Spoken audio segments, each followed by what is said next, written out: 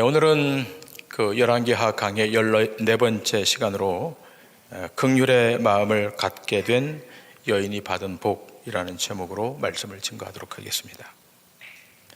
오늘 본문의 말씀은 열왕기하 4장 말씀과 연결해서 봐야 이해가 되기 때문에 우리 열왕기하 4장의 말씀을 잠깐 좀 생각하면서 오늘 말씀과 연결해서 보도록 하겠습니다. 열왕기하 4장에 등장하는 주요 인물은 선지자 엘리사와 수넴 여인입니다. 엘리사가 이 수넴 여인의 집 앞을 자주 지나게 되는데요, 이 광경을 목도했던 이 수넴 여인이 이 엘리사를 하나님의 사람으로 알아보고 자기 남편에게 말해서 자기 집 담벼락에 연결된 다락방을 지어 쉴 수 있도록 이렇게 배려를 해줍니다. 그러니까 이 수넴 여인이 이 엘리사 선지자에게 마음을 다해서 또 성심껏 접대를 한 것입니다. 우리가 알다시피 이 엘리사 선지자는 외모가 출중하지 않았기 때문에, 성경 표현에 의하면 대머리였기 때문에 외모를 가지고 놀리는 사람들이 있었습니다.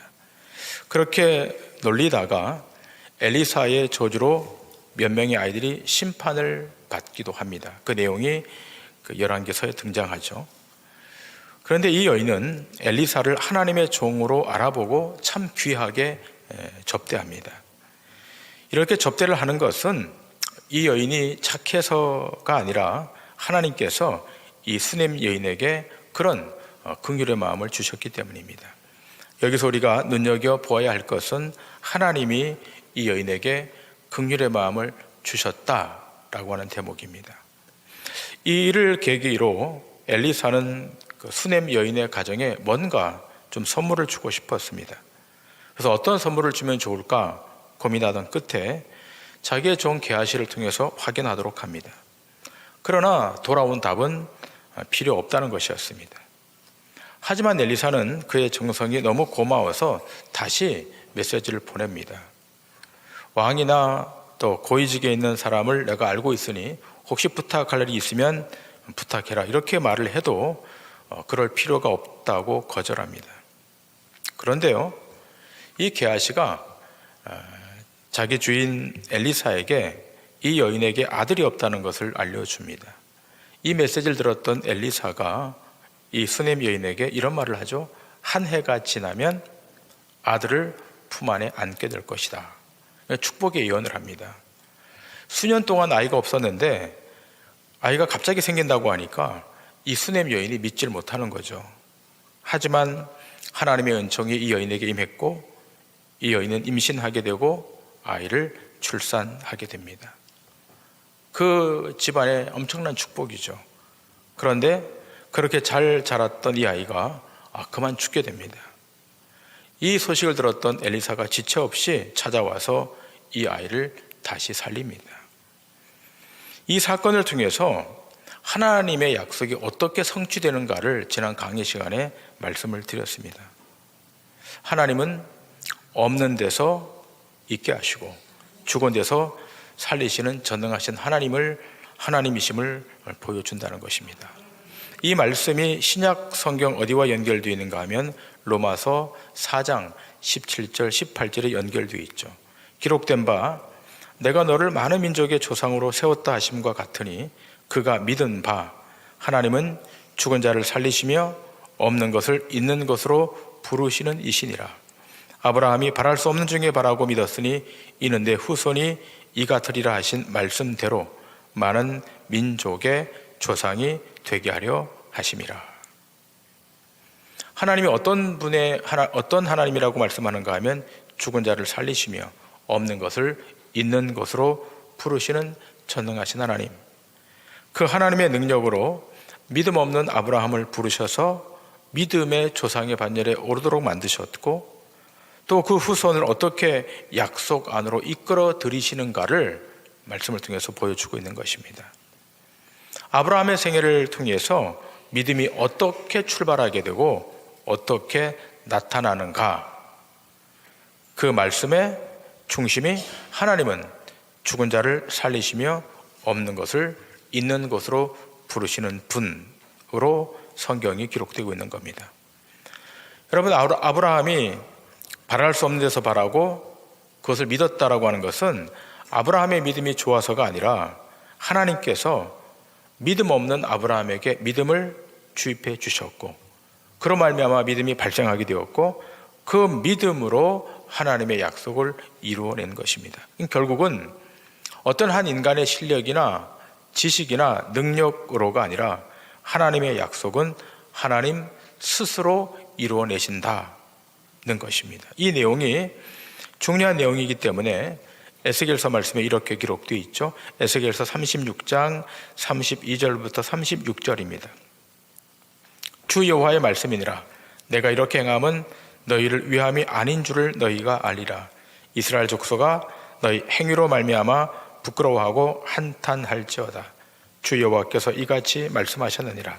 내가 너희를 모든 죄악에서 정결하게 하는 날에 성읍들의 사람이 거주하게 하며 황폐한 것이 건축되게 할 것인즉, 전에는 지나가는 자의 눈에 황폐하게 보이던 그 황폐한 땅이 장차 경작이 될지라. 사람이 이르기를 이 땅이 황폐하더니 이제는 에덴 동산같이 되었고 황량하고 적막하고 무너진 성읍들의 성벽과 주민이 있다 하리니, 너희 사방에 남은 이방 사람이 나 여호와가 무너진 곳을 건축하며 황폐한 자리에 심은 줄을 알리라. 나 여호와가 말하였으니 이루리라. 에스겔서 36장은 그 예레미야서 31장과 마찬가지로 새 언약에 대한 말씀이죠. 새 마음을 주시고 새 영을 부어주셔서 그들을 정결케 하고 거룩케 해서 내 언약을 성취시키겠다. 자, 그런데요, 이스라엘 백성들은 늘 하나님을 거역했던 백성들이고 하나님의 이름을 더럽혔던 일만 했던 백성들이죠. 애굽에 있을 때도 그랬고 광야를 지날 때도 그랬고 또 가나안 땅에 들어가서 가나안 땅의 주인이 되어서도 그랬었어요. 또 그 이후에 바벨론의 포로로 끌려가서도 하나님의 이름을 더럽혔던 그런 자들이었습니다. 자, 그런데 그럼에도 불구하고 하나님께서 이들을 다시 돌이키시겠다, 다시 회복시키시겠다 라고 말씀하는 것은 하나님의 자기 이름 때문에 그런 거예요. 하나님의 이름이 세상에 조롱받지 않도록 하기 위해서 그 백성을 구원해 내신다는 거예요. 자, 이 점이 참 중요한데요, 이스라엘 백성이 하나님 앞에서 돌아서 있고 죄와 타협해 있음에도 불구하고 하나님께서 이들을 다시 회복시키는 것은 하나님의 자기 이름의 회복 때문에 그렇다는 거예요. 더 한 걸음 나아가서 그 구원은 이스라엘을 위한 구원이라기보다 하나님의 자기 이름 곧 그 아들의 희생의 공로를 이루시기 위한 구원이죠. 그러니까 예수 그리스도의 희생의 공로를 이루시기 위한 구원. 그래서 오늘 본문 32절, 에스겔서 36장 32절에 에스겔이 이렇게 말하고 있죠. 내가 이렇게 행함은 너희를 위함이 아닌 줄을 너희가 알리라. 내가 이렇게 행한다고 하는 것은, 내가 너희를 돌이키는 것은, 죄에서 건지는 것은 너희를 위한 것이 아니라 궁극적으로 메시아로 오시는 예수 그리스도, 하나님의 아들 성자 예수 그리스도의 희생의 공로의 완성 때문에 내가 너희를 구원한다. 그리고 이것은 이스라엘 백성만이 아니라 더 나아가서 이방인들을 구원하기 위함임을 말씀하고 있습니다. 자, 그런데 어떻게 이 이방인들까지 구원하시는가? 유대인의 관점에서는 이방인들은 버려진 족속이고 벌레만도 못한 족속들인데 어떻게 하나님이 그 이방 백성까지 하나님의 백성으로 부르시는가? 에스겔서 36장 36절 끝부분에 이렇게 기록되어 있지 않습니까? 나 여호와가 말하였으니 이루리라. 하나님 스스로 이루시겠다는 겁니다. 이렇게 이루어지는 것이 어디에 기록되어 있는가 하면 그 다음 장인 에스겔서 37장에 기록되어 있는데요, 마른 뼈가 살아나는 환상을 통해서 하나님이 이를 이루시겠다는 겁니다. 에스겔서 37장 14절에 하나님이 이렇게 말씀하십니다. 내가 또 내 영을 너희 속에 두어 너희가 살아나게 하고 내가 또 너희 고국 땅에 두리니 나 여호와가 이 일을 말하고 이룬 줄을 너희가 알리라. 여호와의 말씀이니라. 하나님이 이렇게 하나님의 약속을 성취시키시고 하나님의 일을 이루어내신다는 겁니다. 하나님 스스로 이루어내신다는 겁니다. 여러분, 이 부분을 오늘 본문의 말씀과 매칭해서 생각을 하도록 하겠습니다. 오늘 이 수넴 여인이 이스라엘 땅에 7년 동안 기근이 들자 블레셋 땅으로 갔다가 다시 돌아오는데, 이 돌아오는 이 사건과 연결해서 하나님이 어떻게 이 여인을 통해서 하나님의 그 놀라운 구속의 일을 이루어내시는가, 이 내용을 우리가 한번 깊이 의미를 좀 찾도록 하겠습니다. 여러분, 수넴 여인이 그 태중에 아이를 잉태하고 아이를 출산하지 않습니까? 그리고 이 아이가 자라다가 죽죠. 그때 이 엘리사가 와서 아이를 살려주죠. 열왕기하 4장 기록된 내용입니다. 자, 이렇게 살려줄 때 수넴 여인이 엘리사의 발 앞에 엎드려 절을 하고 아들을 안고 나갑니다. 자, 그리고 난 다음 얼마 동안의 시간이 지나죠. 꽤 오랜 시간이 지납니다. 자, 그 이후에 엘리사가 이 여인을 만나서 이렇게 말합니다. 오늘 본문 1절부터 3절까지의 말씀을 보십니다. 엘리사가 이전에 아들을 다시 살려준 여인에게 이르되 너는 일어나서 내 가족과 함께 거주할 만한 곳으로 가서 거주하라. 여호와께서 기근을 부르셨으니 그대로 이 땅에 7년 동안 임하리라 하니, 여인이 일어나서 하나님의 사람의 말대로 행하여 그의 가족과 함께 가서 블레셋 사람들의 땅에 7년을 우거하다가 7년이 다음에 여인이 블레셋 사람들의 땅에서 돌아와 자기 집과 전토를 위하여 호소하려 하여 왕에게 나아갔더라. 자, 엘리사가 이전에 아들을 다시 살려준 이 수넴 여인에게 말하죠. 지금 이 이스라엘 땅에 기근이 들 거니까 기근이 들기 전에 블레셋 땅으로 가라. 하나님께서 이 땅에 기근을 보내셨다는 거죠. 여러분 기억하십니까? 엘리야 시대 때에는 이 이스라엘 땅에 3년 6개월의 기근이 들었는데, 자, 이제는 그것이 2배가 되어서 7년 동안 기근이 들게 되는 거예요. 그러니까 그만큼 이스라엘 백성들의 영적 상황이 악화됐다는 거죠. 그러니까 7년간 이 땅에 기근이 되니까 남아있을 곡식이 어디 있고 남아있을 생물이 어디 있겠습니까? 그러니까 수넴 여인은 이 엘리사 선지의 말대로 7년을 블레셋 땅으로 가죠. 자, 7년이 지났습니다. 지난 다음 다시 돌아옵니다.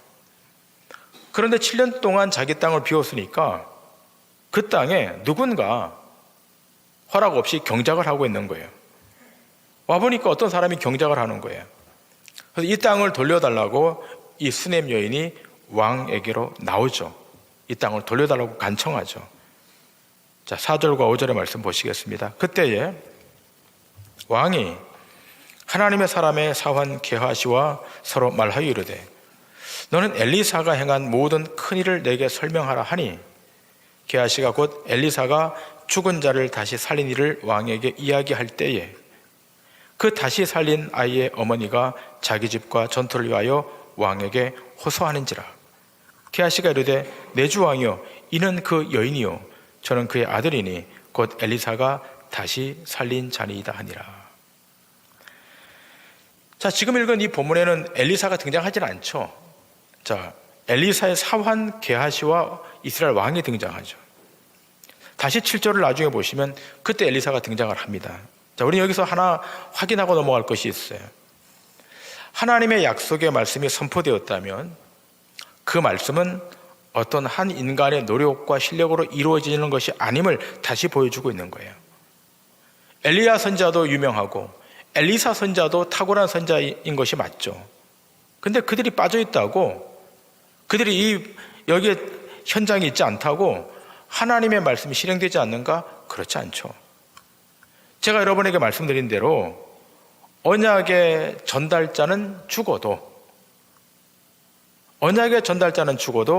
그 언약에 담겨있는 하나님의 말씀은 그 시대에, 그 다음 시대에 그대로 이루어지는 거예요.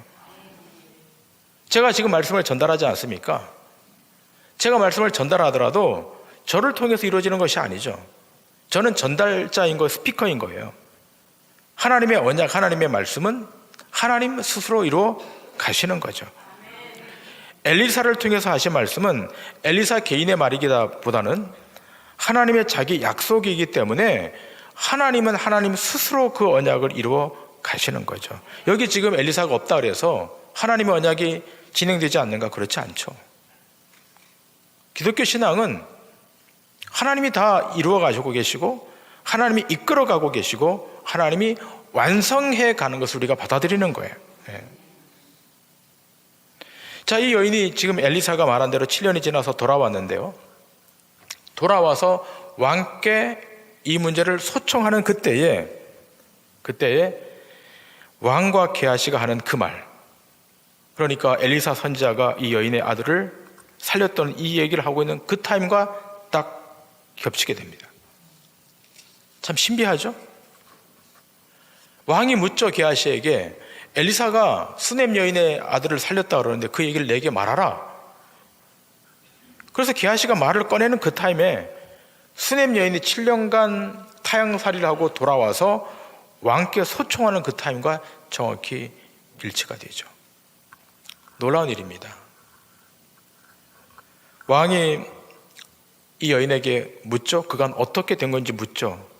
이 여인이 그간의 사정을 다 이야기합니다. 그자 이 왕이 한 관리를 임명해서 이 여인에게 속한 모든 땅을 다 돌려주라, 그 소출까지 다 돌려주라고 명령합니다. 이 여인은 이 땅을 돌려받고 이제 돌아가게 되죠. 여러분, 이 여인이 지금 이 왕의 명령에 의해서 자기 땅과 소출을 다 갖고 돌아가죠. 여러분, 이 땅을 돌려주는 일,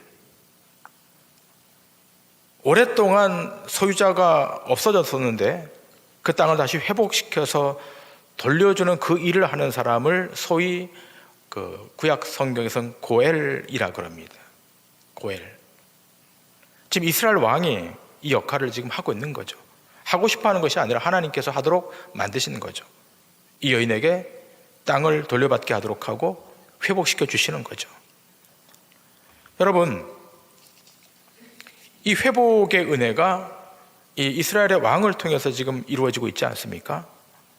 자, 그런데 여러분, 이 내용은 어디 내용과 아주 흡사한가 하면 룻기서의 내용과 대단히 흡사합니다.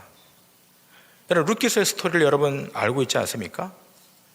베들레헴 땅에 기근이 들죠. 베들레헴이라고 하는 뜻은 하나님의 떡집이라고 하는 뜻입니다. 이 베들레헴에 극심한 기근이 들자 온 가족이 땅을 버리고 모압 땅으로 이사를 갑니다. 자, 모압 땅은 이방 땅인데 그 땅이 이사 갈 수밖에 없는 상황이에요. 너무 기근이 심하니까. 하지만 그 모압 땅에서 이들 가정은 비극적인 가정사를 경험하게 됩니다. 남편이 그 땅에서 죽게 되고 두 아들도 잃어버리게 됩니다. 말론과 기론을 잃어버리게 돼요. 며느리만 남게 됩니다. 이렇게 비통한 시간을 보내고 있을 때 베들레헴을 하나님이 돌보신다는 소식을 듣고 고향으로 돌아가기로 결정합니다. 이렇게 돌아가기로 결정했을 때 이 시어머니 나오미가 이 두 며느리에게 자기 나라로, 너희 나라로 돌아갈 것을 권하죠. 오르바에게, 룻에게, 두 며느리에게 권하죠. 이때 이 요청을 받았던 오르바는 자기 땅으로 돌아가겠다고 돌아갑니다. 그러나 둘째 며느리 룻은 끝까지 시어머니 나오미를 따라가겠다 그래요. 시어머니가 섬기는 하나님을 제가 섬기고 시어머니가 가는 그 길을 제가 따라가겠습니다. 그렇게 해서 이 룻이 자기 고국을 등지고 이 베들레헴으로 오게 됩니다. 베들레헴으로 왔지만 아무것도 없는 거죠. 그런데요, 아무것도 없는 이 가정에 기업을 물려준 자가 있죠. 그가 누굽니까? 그가 보아스입니다. 보아스가 룻을 받아들이고 고엘의 역할을 함으로 이 가정이 회복되게 돼요. 하나님께서 보아스를 준비시켰다가 이 보아스의 가정을 회복해 만듭니다. 고엘의 역할을 감당하게 하죠. 근데 더 중요한 것은 이 보아스와 룻이 예수 그리스도의 족보에 연결되고 있다고 하는 것입니다.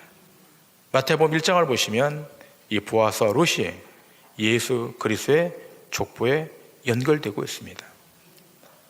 여러분, 그러면 이 수넴 여인이나 나오미나 룻이 물려받은 기업은 오늘 우리에게 무엇을 상징하고 있는 것입니까?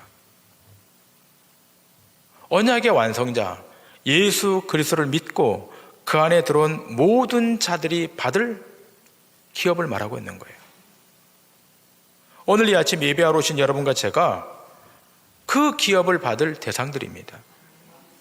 오늘 본문의 수냄 여인만이 그런 것이 아니라, 룻기서에 나오는 나오미와 룻만 그런 것이 아니라, 오늘 이 아침 예배하는 여러분과 저도 그리스도를 믿고 그 안에 들어온 모든 자들이 받을 그 기업 안으로 우리가 초청받아 들어오게 된 것이에요. 그러면 왜 이들이 기업을 받을 대상이 되었고, 오늘 예배하는 여러분과 제가 어떻게 그 기업을 받을 대상이 되었는가? 하나님의 일방적인 자비와 긍휼로 인함인 것입니다. 하나님의 일방적인 자비와 긍휼. 수냄 여인이 일방적인 은총을 얻었잖아요. 엘리사로부터 은총을 얻었고 왕으로부터 은총을 얻었잖아요. 룻도 마찬가지입니다. 은총을 받을 수 없는 모압 여인이었어요. 그 당시 모압 여인은 버려진 여인들이에요. 이방 여인이에요. 상관할 수 없는 여인이에요. 그럼에도 불구하고 하나님의 은혜가 이 모압 여인 룻에게 일방적으로 임하게 되죠. 그래서 구원은 은혜인 것입니다. 구원은 조건이 아니라 구원은 철저하게 은혜인 것입니다. 그래서 바울은 이렇게 말하고 있지 않습니까? 디모데후서 1장 9절에 하나님이 우리를 구원하사 거룩하신 소명으로 부르심은 우리의 행위대로 하심이 아니요 오직 자기 뜻과 영원 전부터 그리스도 예수 안에서 우리에게 주신 은혜대로 하심이라. 하나님께서 우리를 구원하시는 것은, 거룩한 소명의 자리로 부르시는 것은 우리의 행위대로 된 것이 아니죠. 우리 행위가 윤리적으로 옳았기 때문에, 도덕적으로 정직했기 때문에 우리를 구원하는 것이 아니라 오직 하나님의 자기 뜻이 우리에게 미쳤기 때문에, 영원 전부터 그리스도 예수 안에서 우리에게 주신 은혜로 우리가 생명 안으로, 구원의 영역 안으로 들어오게 된 것을 믿으셔야 될 줄 믿습니다. 수냄 여인이나 나오미나 룻도 그들의 행위 때문에 그들을 부르시는 것이 아니라 하나님의 뜻을 이루어내시기 위하여 불러내었다는 사실을 아셔야 됩니다. 그리고 그 기업은 땅의 기업이 아니라 하늘의 기업입니다. 이 땅의 기업들은 쇠퇴되고 소멸될 것이지만 하나님이 주신 하늘의 기업은 영원히 소멸되지 않는 영원한 기업이 있는 거예요. 그래서 바울은 이어서 이렇게 말하고 있습니다. 디모데후서 1장 10절입니다. 이제는 우리 구주 그리스도 예수의 나타나심으로 말미암아 나타나셨으니 그는 사망을 패하시고 복음으로써 생명과 썩지 아니할 것을 드러내신지라. 무엇을 패했다고 말씀합니까? 사망을 패하셨다. 그 기업 안으로 들어온 모든 백성들에게는 사망이 없다는 거예요. 사망이 폐지됐다는 겁니다. 복음으로써 생명과 썩지 아니할 것만 우리에게 제시되어 있다는 겁니다. 우리가 받은 기업은 영원토록 보존되는, 썩지 아니할 영원한 기업인 거예요. 놀라운 신비입니다. 오늘 우리의 모습이 룻과 같은 모습일 수 있고 이 수냄 여인과 같은 모습일 수 있을 것입니다. 긍휼을 입지 못할 대상들이었는데 긍휼을 입게 되었고, 은혜를 취할 수 없는 자들인데 은혜를 취하는 자리에 오게 된 거예요. 그 어떤 기업도 받을 수 없는 자들이었는데 그 기업을 받을 리스트에 우리의 이름이 올라가 있는 거예요. 이러한 복을 받게 되는 이유는 간단합니다. 언약의 중보자이신 예수 그리스도가 우리를 위해서 하나님 앞에서 중재하셨기 때문에.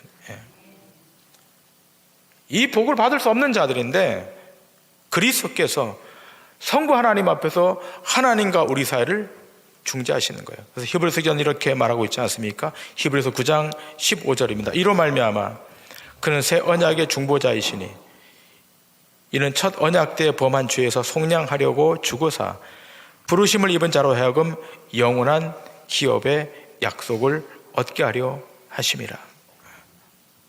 언약의 중보자이신 예수 그리스도가 하나님 앞에서 우리를 중재해 주셔서 영원한 기업의 약속을 받도록 만들어 주셨다는 것입니다. 여러분, 우리 가운데 세상으로부터 상처받은 분들이 있습니까? 또 세상에서 실패당한 분들이 계십니까? 그러나 그것이 최종적 실패가 아니지 않습니까? 하나님의 축복의 손이 여전히 임하고 있다면, 하나님의 은총이 여전히 그 인생 가운데 공급되고 있다면 그는 실패한 것이 아니에요. 그 다음에 시작되는 영원한 생명이 영원토록 계속되는 것이고, 그 영원한 시간 안에 영원한 기업이 우리에게 복으로 주어진 겁니다. 다른 건 몰라도 이 사실은 여러분 인생의 끝나는 그 시간까지 반드시 믿어야 될 줄 믿습니다. 자, 그래서 믿음의 선배들은 이렇게 살았다라고 히브리서 11장 13절 이하에 기록되어 있지 않습니까? 이 사람들은 다 믿음을 따라 죽었으며 약속을 받지 못하였을 때 그것들을 멀리서 보고 환영하며 또 땅에서는 외국인과 나그네임을 증언하였으니 그들이 이같이 말하는 것은 자기들이 본향 찾는 자임을 나타냄이라. 그들이 나온 바 본향을 생각하였더라면 돌아갈 기회가 있었으려니와 그들이 이제는 더 나은 본향을 사모하니 곧 하늘에 있는 것이라. 이러므로 하나님이 그들의 하나님이라 일컬음을 받으심을 부끄러워하지 아니하시고 그들 위하여 한 성을 예비하셨느니라. 다 믿음을 따라 살았다는 거예요. 그리고 그 기업은 하늘에 있다는 거예요. 그리고 그 기업이 영원토록 보존될 수 있도록 하나님이 한 성 천국을 예비해 놓고 있다는 것입니다. 오늘 우리가 이렇게 한 자리에 모여서 주를 찬양하고 감사하고 예배하는 것은 수냄 여인과 같이 주의 은혜가 여러분 심령 가운데 임했기 때문입니다. 영원한 기업을 약속받았기 때문입니다. 그 어떤 것보다도 이 기업에 대한 약속의 보증은 우리 인생을 강력하게 만드는 촉매제입니다. 우리가 세상을 이길 근거가 어디에 있습니까? 우리가 세상을 넘을 수 있는 기초가 어디 있습니까? 여러분의 건강입니까? 사회적 포지션입니까? 물질입니까? 아니잖아요. 우리가 이 세상의 고초, 세상의 환난, 세상의 시험과 유혹을 넘을 수 있는 유일한 기초와 근거가 있다면 영원한 기업을 우리가 보증받았기 때문에 그런 것입니다. 다른 것은 몰라도 여러분 인생의 영원한 기업이 영원한 생명 안에 놓여 있음을 확정하셔야 돼요. 이 한 주간 계속해서 부으시는 그 하나님의 놀라운 은혜를 공급받으시고 여러분 안에 와 있는 이 하나님의 놀라운 기업의 보증의 은혜를 기억하시고 세상에 패하지 마시고 믿음으로 일어서서 주께 영광을 돌리시는 믿음의 권속들 다 되시기를 주님의 이름으로 간절히 축원합니다. 기도하시겠습니다.